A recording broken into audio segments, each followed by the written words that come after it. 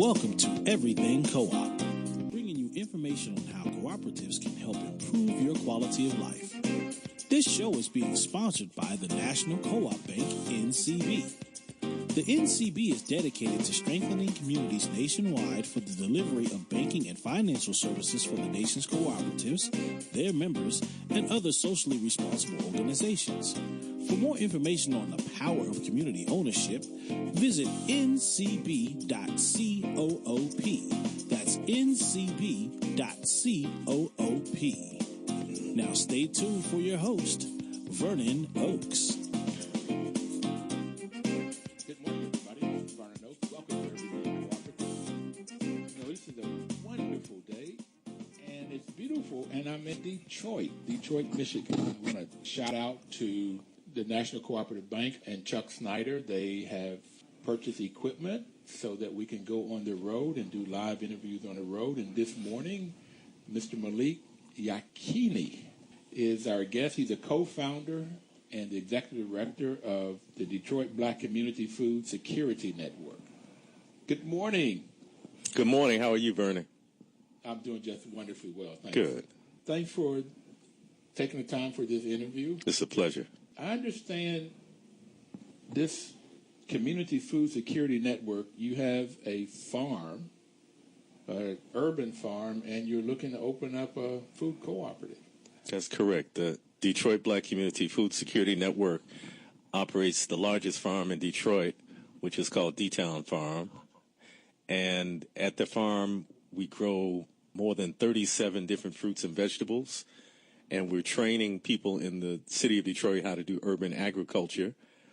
And, we think it's important for people in general to break their dependence on corporations and people who are just driven by money and who don't really have our best interest at heart. We think that's important in general, but we think it's particularly important for people of African American descent in a system that is overwhelmingly against our progress, that we band together for self-help projects such as this farm that we're operating. And the Detroit People's Food Co-op that we're spearheading is really an extension of that work that we've been doing for the last several years. How long have you been doing it? Our organization started in 2006. 12 years. Yeah, so we've been doing it as an organization for 12 years. We've had 3 locations in that time. We've been at our current location for the last 10 years. And so we've been pretty stable in that one place for 10 years. So I had a chance to go by there this morning. I understand it's 7 acres. I saw some kale and onions and garlic. And I really wanted to go and pick some of that kale and eat it. It looked real good. Yeah, I had some for dinner last night. It was great. Okay. Yeah, we have several things planted. Right. So right now, as you mentioned, we have kale, 2 types of kale. We have onions. We have collard greens, 2 types of cabbage. We have scallions. We've got leeks. We've got okra growing. We've got chard. We just planted green beans yesterday, and a few other things. We have some salad mix still that's kind of at the end of the growing season for that. We have some spinach, some arugula. So, we're growing several things. We grow seasonally. Okay. Some things do better in the spring. Some things do better in the warmer months. So when do you start planting? Well, Michigan is kind of strange because you have to really monitor the weather. So typically we can start planting outside in April. This year we weren't able to do it until May. Okay. Because we had cold weather right up until May or so.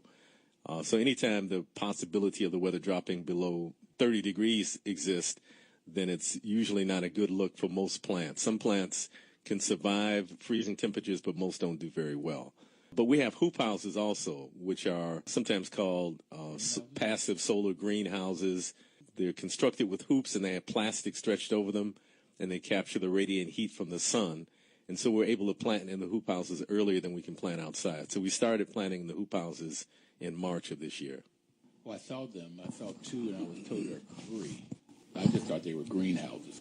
Well, typically a greenhouse is a permanent structure that's made of glass. And so hoop house is a type of low-tech greenhouse, but it's fairly easily deconstructed, and instead of the expense of the glass, it has a plastic sheeting like people might use to cover their windows during the winter. Okay. Farm boy, where are you from? I'm from Detroit. I'm from the west side of Detroit. In fact, we're sitting in our office right now as we're doing this interview on the northwest side of Detroit, and I grew up about 2 miles from where we're sitting right now. So I have a real vested interest in this community. And I've been in the same house actually since 1960, which is almost unheard of. So it's given me a kind of unique perspective as I've watched how the neighborhood has evolved or devolved, as the case may be. Yeah, I cannot tell you how many houses I've lived in since 1960, or states for that matter. Okay. I lived in Detroit in 1966 for about 9 months, and when I used to walk the neighborhoods, there were houses I would kill for back then. They're all boarded up now. That's what's strange and sad to me. Yeah, Detroit has had a real tough time for multiple reasons. One of the reasons being the tremendous depopulation of the city that was largely a result of racism. And that depopulation started in the 1950s, but really accelerated after the 1967 rebellion. In fact, in the 6 months following the rebellion in Detroit that started in July 1967, about 80,000 people left Detroit between July and December. The following year, 1968, about 70,000 people left. In 1969, about 60,000 people left. So just so you can see the kind of magnitude of the depopulation. And so what happens, of course, when you have tens of thousands of people leaving a place, the tax base is diminished. And so the city had the unenviable task by 1972, when Coleman Young, the first black mayor, was elected. They had the unenviable task of having to maintain a city infrastructure that was the same size, but with a tax base that was much smaller than it had been in the past. Also, just to put things in perspective, in 1950, Detroit had 1.9 million people, according to the census. And in 2010, the census says there were 713,000 people in Detroit, just to give you an idea of the degree to which the population has decreased. And so all of those people who left the city took their tax money with them, and the city, of course, operates on those tax revenues. And so city services have suffered, which has in turn caused more people to leave. And so what we've seen in the last 20 years is many middle-class blacks who are able to leave the city are doing the same thing, because they're searching for better city services, better education, and things of that nature. 1.9 million to 700,000? Yes, sir. 1.2 million people left? Yes, sir. And that range was 1950 to 2010.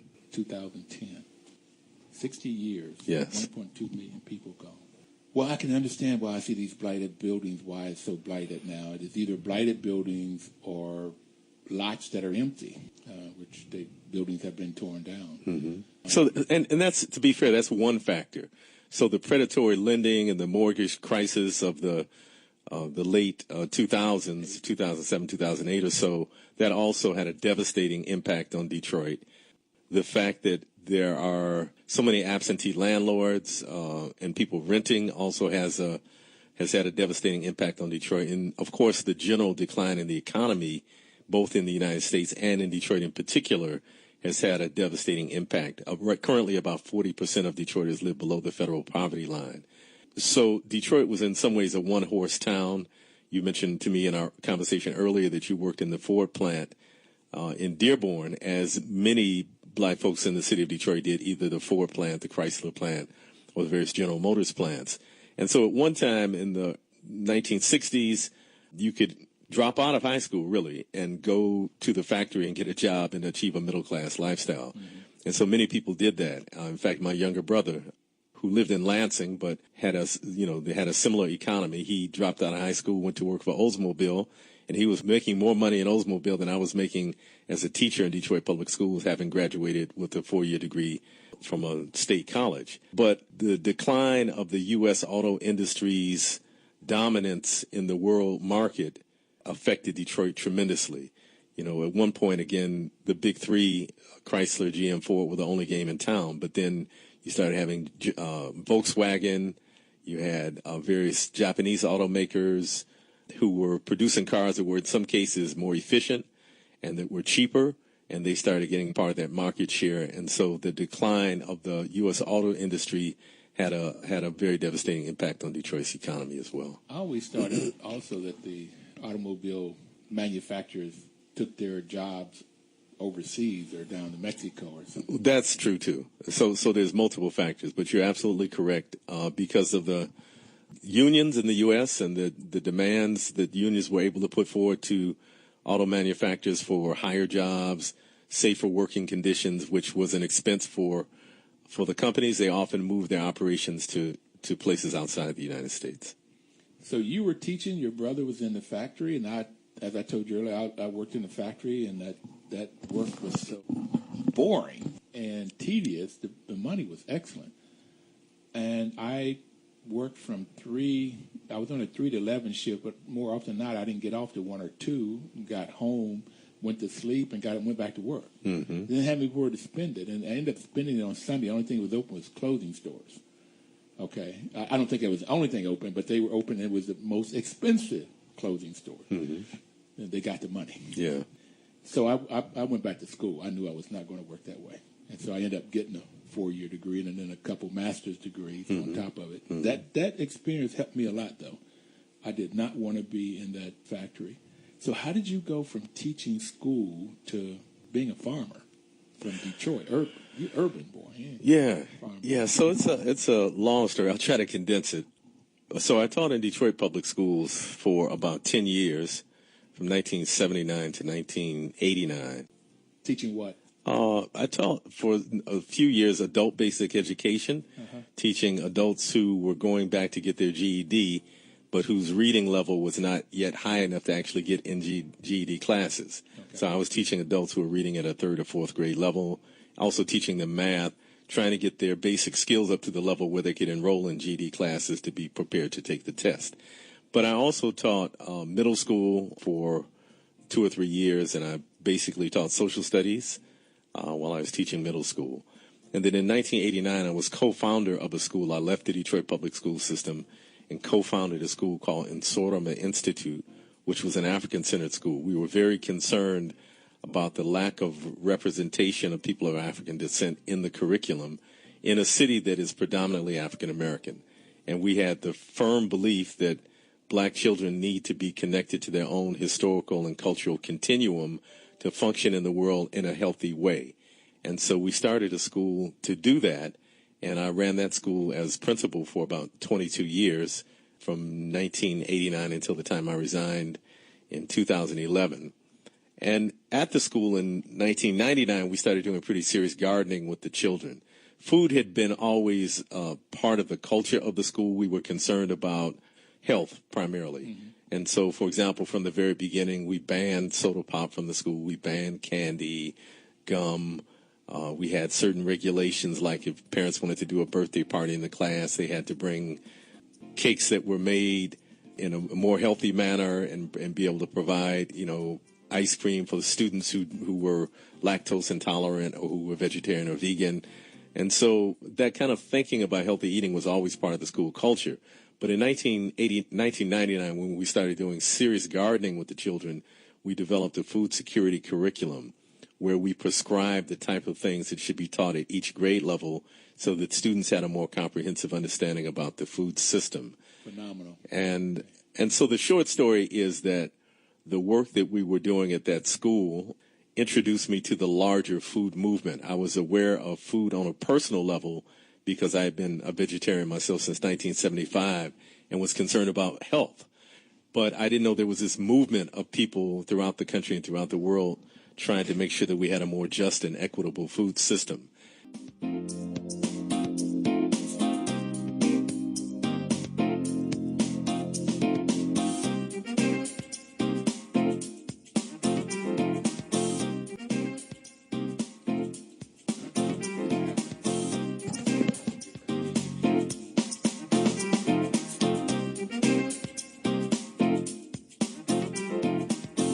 Welcome back, everybody. This is Vernon Oakes, and I'm in Detroit, Michigan, and I'm with Malik, and we're talking about food security, going from being a teacher in the Detroit public schools and to become a vegetarian and really get into this food. And they created a company called Detroit Black Community Food Security Network, an organization. Malik, you were talking about food, and I did interview a gentleman by the name of Steve Alves. He produced a documentary called Food for Change.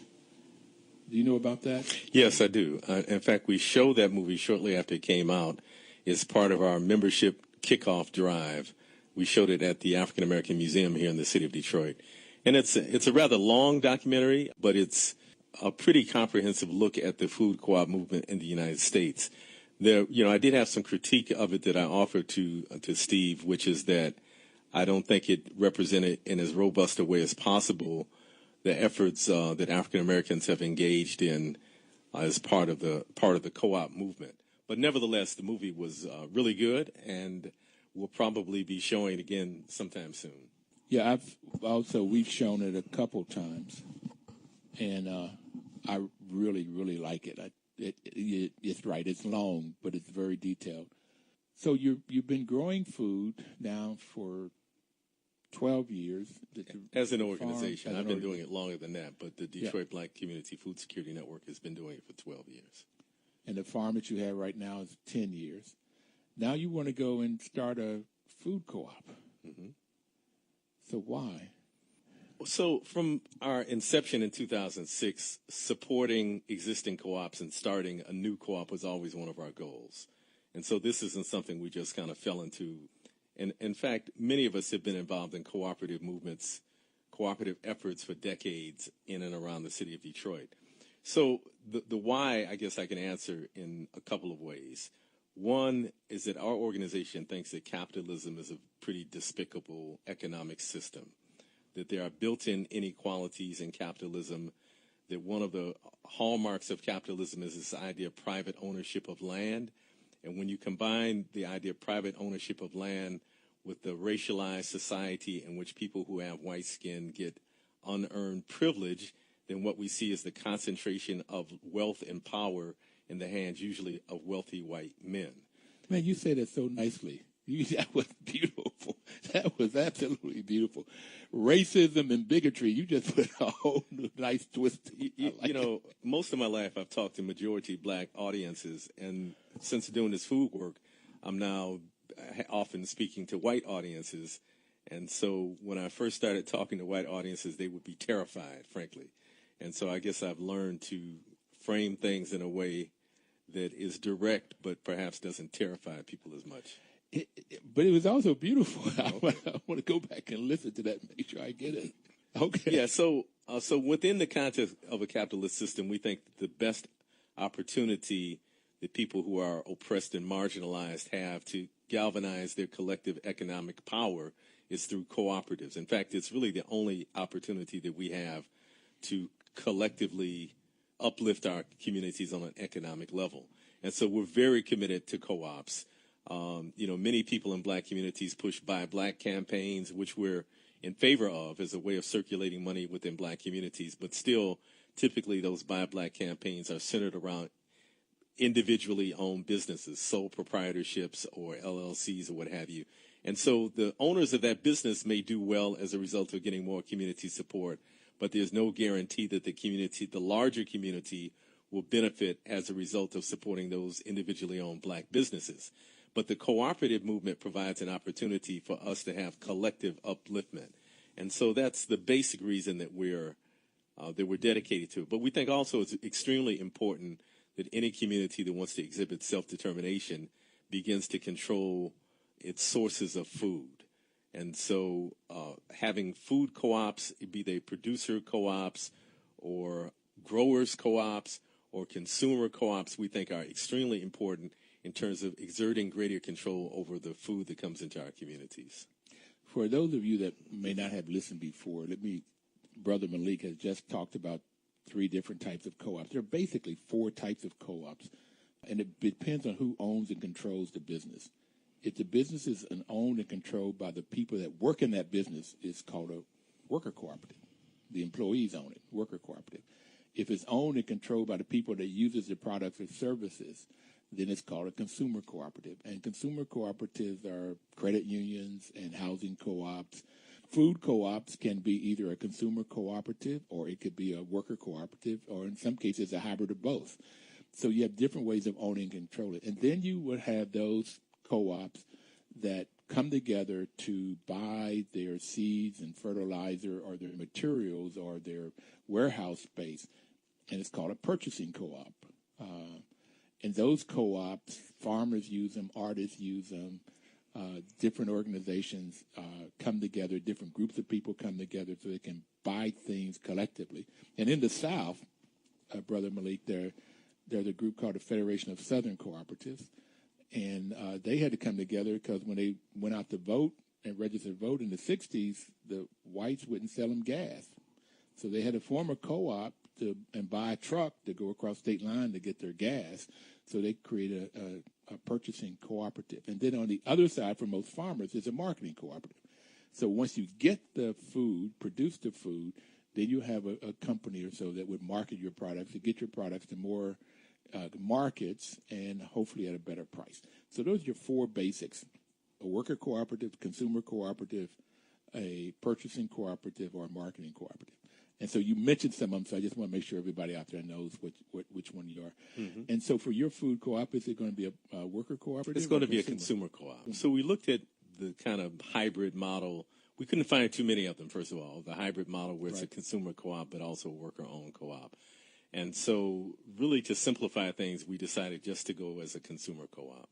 So that means that people that come in and buy, the clients, the customer, they will own the business. Yes. Okay.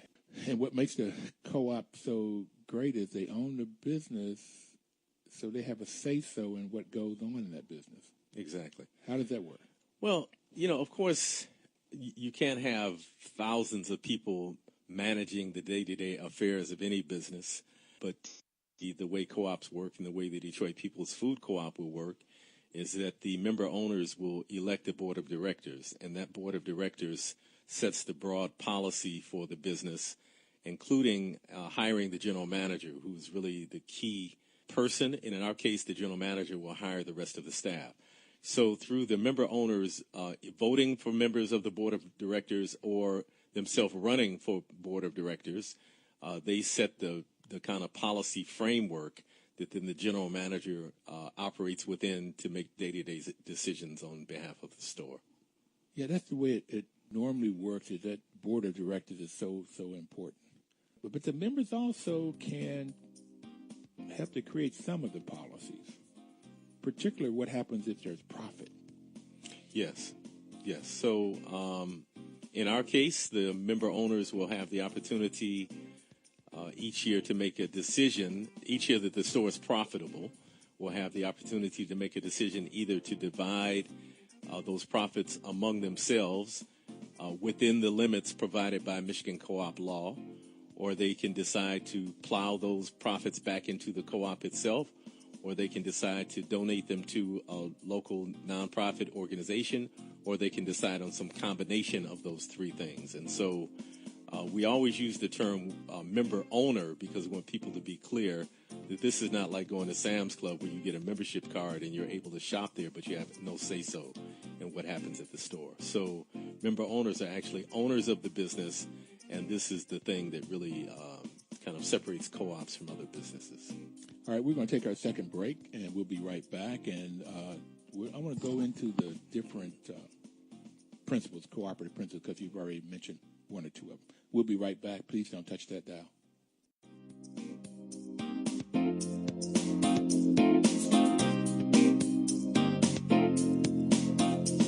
Washington, D.C.'s News Talk, 1450 AM WOL and 95.9 FM.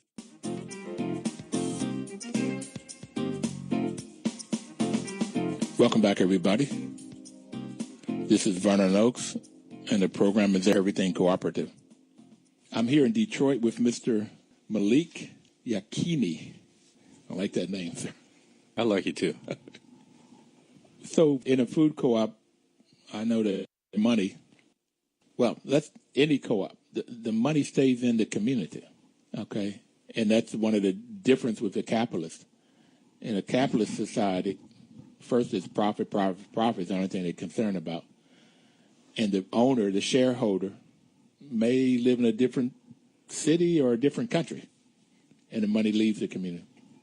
So that's one of the reasons you like the cooperative model? Yeah, absolutely. So just to give you a little bit of my background, even aside from the teaching that I told you about, I've been a pretty committed member of the Black freedom movement, or however you want to term that, for a number of decades. And so, myself and many others have been concerned about how we stop the bleeding that we see of dollars leaving Black communities, or in some cases, even when we're spending money in our own community, because we most often don't own the businesses in our community, the money is still being extracted. And so similarly to colonialism, where you have a mother country that comes in and colonizes the country and sees that colony as a source of resources, but also as a place to dump cheap goods. So our communities become similar to domestic colonies, where people see it as a wealth extraction point and a point to, again, sell cheap goods. And so we're concerned about how we stem that tide. So that, even before I knew anything about cooperatives, myself and many other people have been concerned about this bleeding of the dollars from Black communities. And so we're trying to stop that and circulate that money so that African-American communities have the wherewithal to stand on our own 2 feet, to fund the institutions that we need to make the many changes that we have in our communities. Yeah, when I first took economics, I didn't understand this multiplier effect, that the money would stay in the community and keep being used 5, 6, 7, 8 times. But in the Black community, maybe once. Maybe. And it would be gone. It's gone. That's right. Okay. So some other communities, you have folks that might go to the bakery and buy something, and then the owner of the bakery might go to the dry cleaners down the street and spend that. Then the person at the dry cleaners goes to the meat market. And so, as you said, the money circulates within that community. And so many other groups practice what some people call group economics, that they understand that collectively galvanizing their purchasing power gives them power and a way to capture their wealth for various reasons, including the fact that we live in a society that has disconnected us from our history and culture. We often don't function as a group. We function as individuals, and in a system that is fairly competitive, a group which is not organized and doesn't see itself functioning as a unit is victimized. And so we see cooperatives as a way of stemming that tide and building this collective economic power. The reason I fell in love with co-ops is I got my MBA. I never heard about co-op. I only started managing housing costs. And I see everyday people making excellent business decisions. And they got to keep the money. Mm-hmm. I don't know any place else you do it. Yeah. So, 57% of every dollar that's made in 2008 goes to the 1%ers. Wow. Okay. It's obscene. So the 99% of us, we get 43%. Mm-hmm. And 3 people in the U.S. owns more assets than the lower 50%. Mm-hmm. And guess who's in that bottom 50%? Us. Yes. People of color. Yeah. Now, some white folk, too. Sure, of course. Being from West Virginia, I know. Yeah, absolutely. Okay. So this is why I love co-ops. Yeah. So I'm glad to hear you talk about it. You talk about it much better than I do. I like the way you talk about it. Oh, no, I like the way you talk. So where are you in the process of creating this co-op?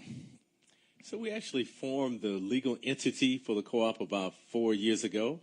And we have an interim board of directors. We have about 225 member owners at this point. But we're doing 2 things, and this is what makes our project complicated. We're starting a co-op, but we're also building a new building that is going to house the co-op. And so the building itself is called the Detroit Food Commons. And so we're wearing the hat of both being the developer of the project and the initiator of the co-op. So probably we could have had the co-op open some years ago had we just decided we were going to form a co-op and go out and lease space in a building. But we decided we wanted a brand new building that our organization owns, that we can have, again, long-term control over, that we own the land the building is sitting on. And so that's made the project much more complicated. So, and frankly, we put much more energy into the real estate side and the building development side of it than we have into the actual co-op. And that was a mistake. Frankly, if I were to be able to go back in time, we would put much more energy into the co-op side and organizing people around the co-op than we have put into the real estate side and getting the financing and the construction documents and all those kind of things. But nevertheless, that's where we are. We didn't understand that at first. We understand it now. So we're kind of, again, wearing these two hats. So we're the lead developer on the building, and we're organizing people to become member owners of the co-op itself. So 250 members. How many members do you need? We need 1,200 by the time we open the door. 1,200? Yes. And we expect the co-op to be open sometime in late 2019. That's a projection, and there's many factors because we're, again, building a new building, and we're dealing with the city government, and sometimes they're on their own timeline. But if all goes well, it will be open before 2019 is over. And so by that time, we need 1,200 members. So one of the things that we've come to realize is that at this point, because the co-op is not functioning, the people who join based on faith to some degree. That they hear us talking, they see our literature, they think it's a good idea, and they put down their $200 to become a member owner, which incidentally, $200 can be paid either one lump sum or in installment payments, 6 installment payments to get to that $200. But what we're going to be doing soon is putting up the architect's rendering of the building on the lot where the building will be built, and it's our projection that our efforts to recruit members will be much easier once people see, that this really is happening, the building is going to be built, and it's not just an abstract pipe dream. With 250 members at $200. Let's see, the one in Jackson, Mississippi, I think their buy-in was $100. 200 seems to be more than most. Well, it's more than some, and it's less than many others, frankly. Okay. So we tried to find kind of a middle ground that would help us meet our financial objectives, but at the same time would make this accessible to people. And so we thought $200, if we were looking at it only in terms of what we need members to pay to meet our financial objective, we would have charged more. But we wanted to make this accessible. So a couple things we did. One is we have the installment plan where people can pay it in 6 monthly payments to make it more accessible. And then we have a fund that we call community-assisted scholarships, community-assisted empowerment scholarships, where instead of the member owner putting up $200 out of his or her pocket, they put up $100, and then we go in this pot and put up another $100 on the person's behalf. So they're still coming in at the $200 mark because democracy is one of the hallmarks of co-ops, as you know. And so this is not like a corporation where if you have lots of money, you can buy 500 shares of stock, and I can only buy one. So everybody's equal, but we're putting in half of that for low-income members in the immediate community so that there's no barrier or there's minimal barriers to joining and becoming a member owner. Fantastic. $200. Do they get anything now? Are they able to buy the food from the farm? No, they're two separate operations, and we have to be kind of careful about commingling too much. So no, the co-op is a separate entity, although the Detroit Black Community Food Security Network is initiating it.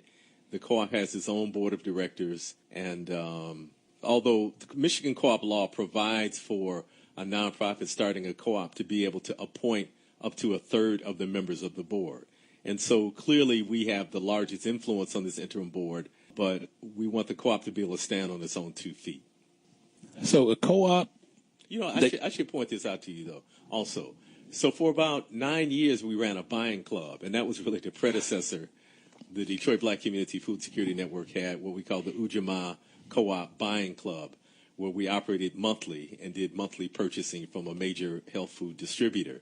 We discontinued that in 2016 because of some friction we had with the distributor and some discrepancies related to our invoices that they weren't able to clear up for us, and we were losing money each month. We couldn't continue to lose that money due to, again, some invoicing discrepancies. And so we decided to discontinue that and just focus our energy on the Detroit People's Food Co-op.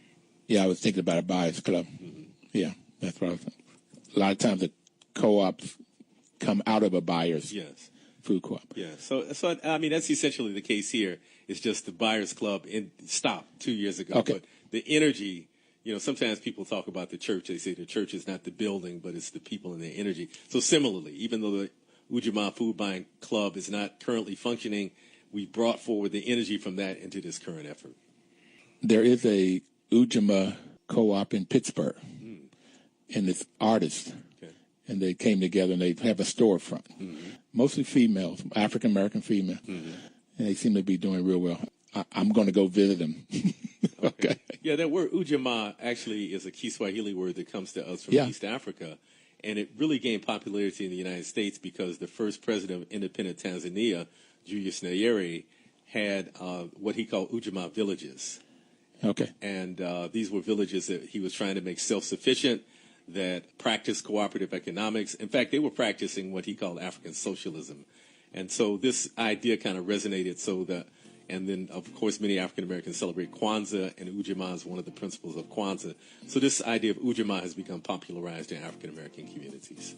We'll be right back with our final conversation.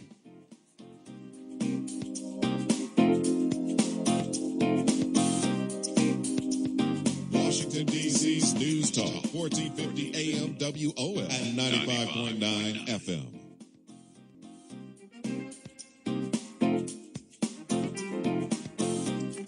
Information is power. And that's why we're giving you some information about food cooperatives. If you take this information and put it to work, then you get the power. NCB is sponsoring this program, whose mission is to support and be an advocate for America's cooperatives and their members, especially in low-income communities like Detroit, by providing innovative financial and related services. Okay, Mr. Malik, the 7 principles of co-op. The first one says voluntary and open membership. Is that something that you all follow? Yeah, absolutely. And so, in fact, I have in my hand one of our brochures, and on the back of that brochure, we have the 7 cooperative principles listed. So these are pretty universal, we think, and these are things that we definitely support. So voluntary and open membership for sure. Democratic member control. So, we found that one of the things, in addition to in a society which exploits and oppresses people of color and poor whites, one of the things that we think is one of the things that happen is that people lose agency over their own community and their own lives. And so co-ops restore that because they are democratic and they give everyone a voice. And so we adhere to that as well, democratic member control. Fantastic. Member economic participation. People have to put in something. So this is not a welfare model. This is not a model where we're going out trying to save somebody. This is more a model where we're encouraging people to work together and to bring whatever resources they have to collectively save ourselves. And there's a difference in that. So this bringing something to the table, be it the $200 membership fee or whatever else you have to have some skin in the game. That's the self-help. Yes. And the other side of it, when there is a surplus of profit, yes, they get the benefit. Absolutely. Yeah, so all of the principles we adhere to, and this is for us. We're not in this to make profit. We're in this to uplift our communities, and so that's definitely one of the principles of co-ops that we have a larger concern for the upliftment of people, not just how much money can we generate. And in fact, probably this co-op that we're building, the social impact will be even larger than the economic impact, although those two things kind of go hand in hand. Mm-hmm. Mm-hmm. Now, this education, training, and information was the first reason that I love co-ops, because I've taught 12 years of my life, too. Mm-hmm. And so sort of in the DNA of a co-op is constant training, yes, constant education. Yes. So, I mean, that's part of our plans as well. So as an organization, we're already doing that, Detroit Black Community Food Security Network, but that will be in the DNA of the Detroit People's Food Co-op as well, both education and training about nutrition, about ways of preparing food, about how the food system functions, and also about related ideas, because the food system doesn't function in isolation. It's part of every other system in society. For example, there's a relationship between the food system and transportation. There's a relationship between the food system and ecology. the environment. There's a relationship between the food system and land use. There's a relationship between the food system and education. So we want to make sure that people understand those tie-ins. And as we're trying to uplift our communities in general and create justice and equity in the society in general, in all systems, we want people to understand how creating a just and equitable food system can contribute to that. You know, I raised my eyebrows when you said there's a connection between the food system and transportation. Yeah, I saw your eyebrows raised. I got that there's a connection between the food system and the hospital or the medical system. Mm-hmm. You know, lack of good nutritional food causes diseases. Sure.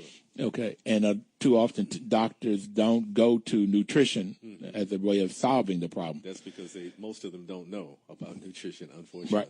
Yeah. Right. So, but what's the connection between transportation and food system? Well, so in the city of Detroit, about 40% of the residents don't own automobiles.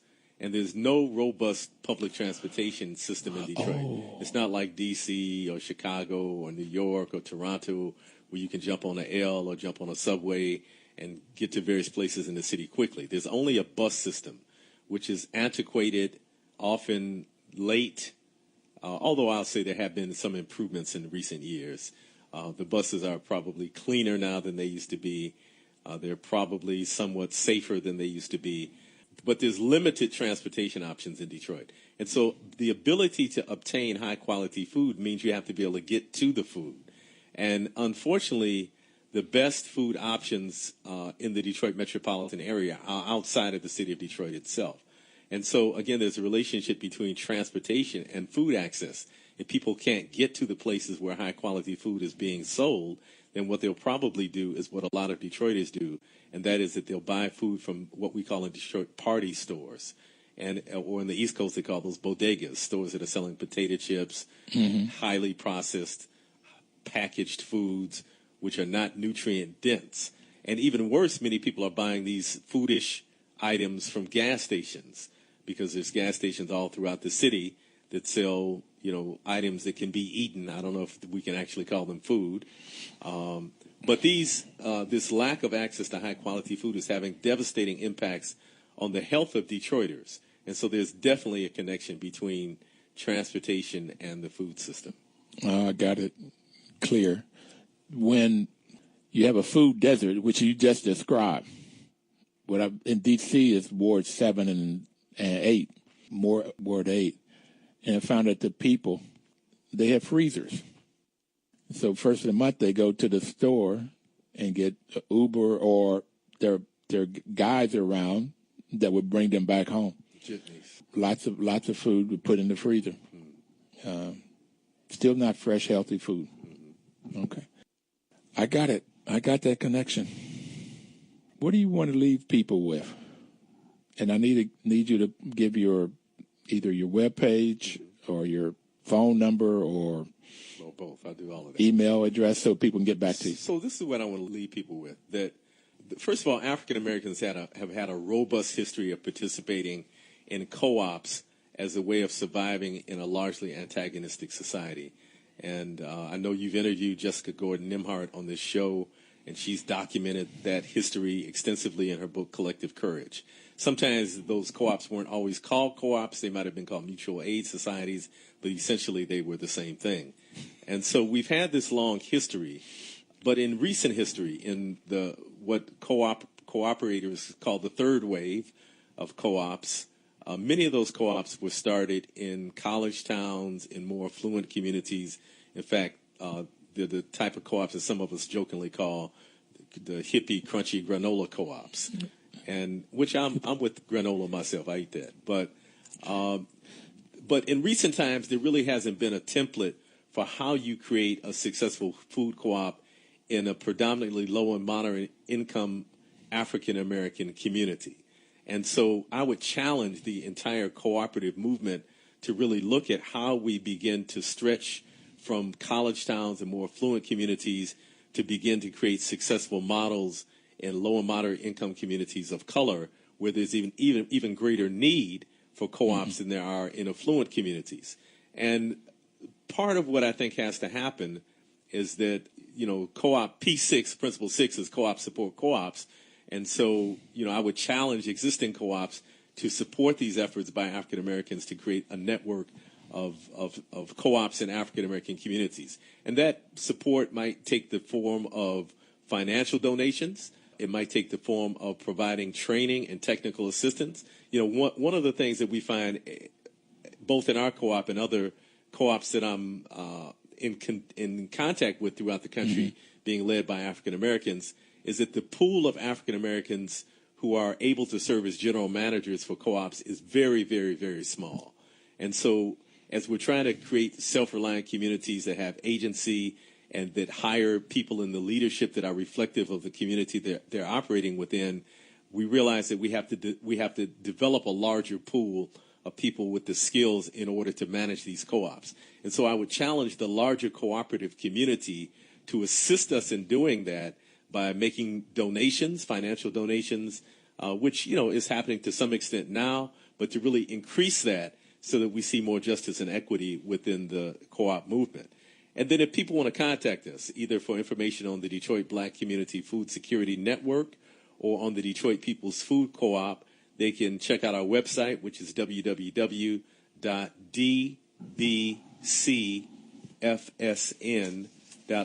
Again, that's www.d as in Detroit, B as in black, C as in community, F as in food, S as in security, and N as in network. www.dbcfsn.org, or they can call our office at 313-345-3663. Again, that's 313-345-3663. You've said a lot. I really have enjoyed this conversation. If anybody out there would like to get in touch with Brother Malik, please look on their webpage, www.dbcfsn.org, Detroit Black Community Food Security Network.org. And I really want to work with you and see how we can get donations up to get these pool of managers. Yes. I've been more looking at how do we get more food co-ops, farmers in the cooperatives, artist co-ops. Yeah, I heard of a co-op of musicians where they're looking at a way where they can sort of level out the income. Musicians' incomes are up and down, and some are up and where others are down. But if they can pool their money so people have a consistent income, I just think that's phenomenal, what we can do in co-op. Yeah, absolutely. So I want to work with you on it. Thank you. How we get more managers. That. We accept that. We accept all help. Thank you, everybody out there. This is our first out in the community interview. We look to do more of these. Please have a wonderful cooperative week. We'll see you next Thursday.